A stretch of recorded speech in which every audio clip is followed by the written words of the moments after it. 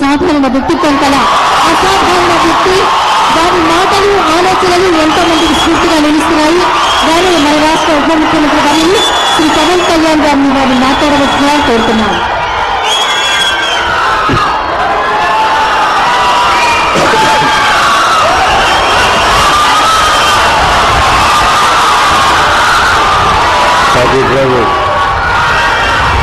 సేవలో ఈ కుటుంబ ప్రభుత్వం ఉంది. ఆ పథకం కార్యక్రమానికి ప్రారంభించేందుకు ఇచ్చేసిన గౌరవ ముఖ్యమంత్రి వర్యులు దార్శనికులు శ్రీ నారా చంద్రబాబు నాయుడు గారికి నా హృదయపూర్వక నమస్కారం. ఈ వేదిక పైన ఆశీనులైన గౌరవ మానవ వనరుల అభివృద్ధి, సమాచార సాంకేతిక, electronics and communications, real time governance శాఖల మంత్రివర్యులు సోదరులు శ్రీ నారా లోకేష్ గారికి, రాష్ట్ర బీజేపీ అధ్యక్షులు శ్రీ మాధవ్ గారికి, గౌరవ మంత్రి శ్రీ మండిపల్లి రామప్రసాద్ రెడ్డి గారికి, హెల్త్ మినిస్టర్ శ్రీ సత్యకుమార్ యాదవ్ గారికి, విజయవాడ పార్లమెంట్ సభ్యులు కేసినేని శివనాథ్ గారికి, గౌరవ విజయవాడ సెంట్రల్ శాసనసభ్యులు గోండా ఉమా గారికి, ఈ ఫలితాలు రాష్ట్ర ప్రభుత్వం ఉన్నతాధికారులు శ్రీ ఎంటీ కృష్ణరాజు గారికి, శ్రీ మనీష్ కుమార్ సిన్హా గారికి, లక్ష్మీషా గారికి, కలెక్టర్ వారందరికీ నా హృదయపూర్వక నమస్కారం. ఇతర ఉన్నతాధికారులకి అందరికీ కూడా హృదయపూర్వక నమస్కారం.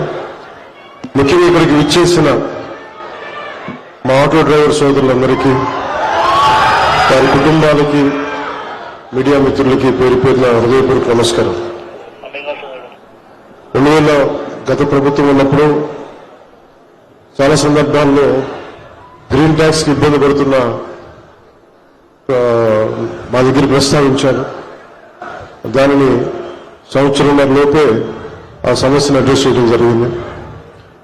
అలాగే గత ప్రభుత్వం మనకి మనీ ఇచ్చిన కానీ రోడ్లు పూడ్చలేకపోవటం, మరింత రిపేర్లు రావటం, ఇవన్నీ చాలా సందర్భాల్లో మాట్లాడాను.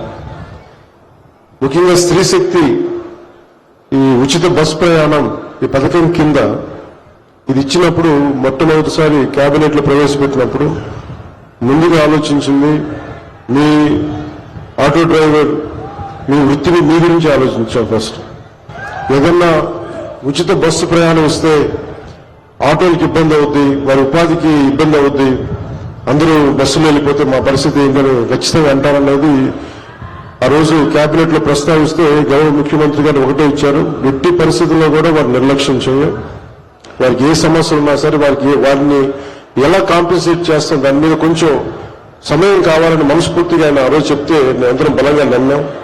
దాన్ని పెట్టుకుని ఈ రోజున మీకు 15,000 రూపాయలు చాలా సంవత్సరాల కాలంలోనే వచ్చిన వెంటనే సంవత్సరాల కాలంలో మీకు 15,000 రూపాయలు మీ అకౌంట్ లో పడబోతుంది. దానికి ఆ నిర్ణయం చాలా ఇబ్బందికరమైన పరిస్థితులు ఆర్థికంగా, అలాంటిది మీకోసం 15,000 రూపాయలు ఇంత ఆర్థిక ఇబ్బందులు ఉన్నా కానీ ముందుకు తీసుకెళ్ళి మనస్ఫూర్తిగా నారా చంద్రబాబు నాయుడు గారికి మీ అందరి తరఫున హృదయపూర్వక కృతజ్ఞతలు తెలియజేస్తాను.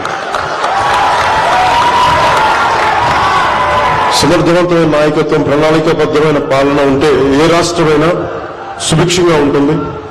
గడిచిన 15 నెలల కాలంలో గౌరవ ముఖ్యమంత్రి శ్రీ నారా చంద్రబాబు నాయుడు గారి నాయకత్వంలోని కూటమి ప్రభుత్వం ఈ విషయాన్ని పదే నిరూపించింది.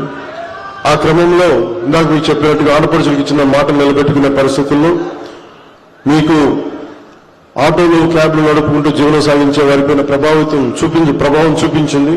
అందుకనే ఈరోజు 15,000 రూపాయలు మీకు ఇచ్చి మీకు చిన్నపాటి వెన్నుదన్నుగా ఉన్నామని తెలియజేసుకుంది కూటమి ప్రభుత్వం. అలాగే ఎన్నికల ముందు నేను పిఠాపురం పర్యటనలో నేను ఆటోలో ప్రయాణించినప్పుడు ఆ ఆటో డ్రైవర్ నాకు సందర్భంగా చెప్పారు, ఆటో డ్రైవర్ సోదరులకు ఎదురయ్యే ఇబ్బందుల్ని మాకు ప్రత్యేకించి వివరించారు. అలాగే ఈ రోజున ఆటో డ్రైవర్ సేవలో కార్యక్రమం ద్వారా స్త్రీ శక్తి పథకం మీకు జరుగుతున్న నష్టాన్ని భర్తీ చేసే ప్రయత్నం చేస్తూ అర్హులైన ప్రతి ఆటో డ్రైవర్ కి ఈ రోజున 15,000 జమ చేస్తూ దాదాపు 3 లక్షల ఇంకా సరిగ్గా చెప్పండి 2,90,000 మందికి ఈ ఆటో డ్రైవర్ సేవల పథకం ద్వారా లబ్ధి చేకూరుండగా మీ అందరి కోసం ప్రభుత్వం ఆర్థిక ఇబ్బందులు ఉండి 436 కోట్ల భారాన్ని ఈ రోజున రాష్ట్ర ప్రభుత్వం చాలా ఆనందంగా మోస్తుంది. అంటే మీకు ఈ చిన్నపాటి ఊతం ఇవ్వగలిగితే భారం అయినప్పటికీ కూడా మీకు ఆనందంగా మోస్తుంది ఈ ప్రభుత్వం. ప్రజల సమస్యలు విని వాటిని పరిష్కరించడమే కుటుంబ ప్రభుత్వం లక్ష్యం. ఇచ్చిన మాట నిలబెట్టుకుంటూ వాగ్దానాలను కార్యరూపం దాల్చుతూ ముందుకు సాగుతా ఉన్నాం. ఆటో డ్రైవర్లకు అండగా నిలబడి వారి జీవనోపాధి కాపాడటం కోసం కుటుంబ ప్రభుత్వం బాధ్యతగా భావిస్తున్నాం.